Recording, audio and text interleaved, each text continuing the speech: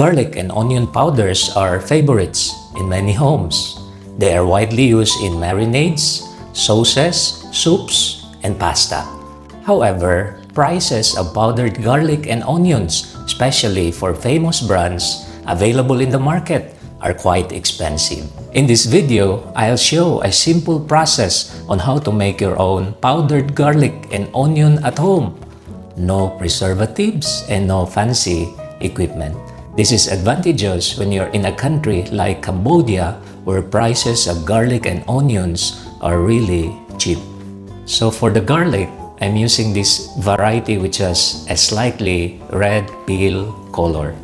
For the onions, I'm using the red ones. Both of these varieties have a strong, spicy flavor.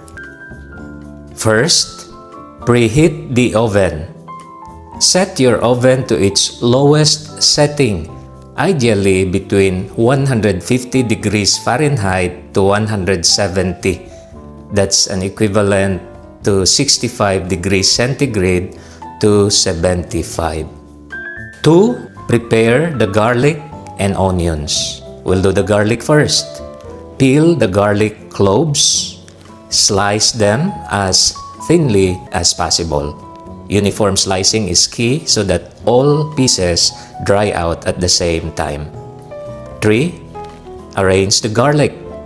Spread the garlic slices in a single, even layer, making sure that pieces do not overlap or clump together.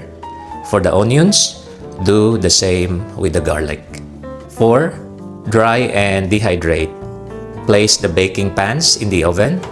Bake for 1.5 to 2 hours, checking and stirring the slices every 30 to 60 minutes to promote even drying. The garlic and onions are ready when they're completely stiff, golden, and brittle.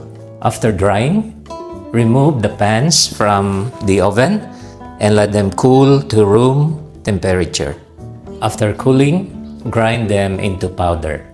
Let's grind first the garlic.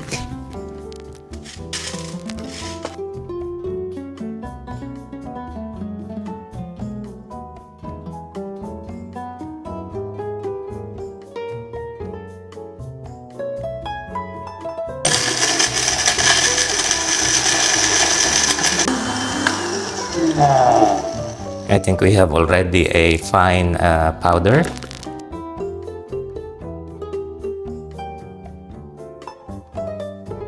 So here's our powdered garlic. We sift this powdered garlic in order to be sure we have. So here's our sifted powdered garlic.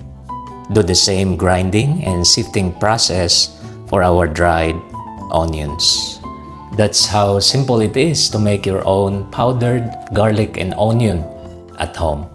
If you find this video helpful, please don't forget to like and subscribe so that you will be updated with my coming videos.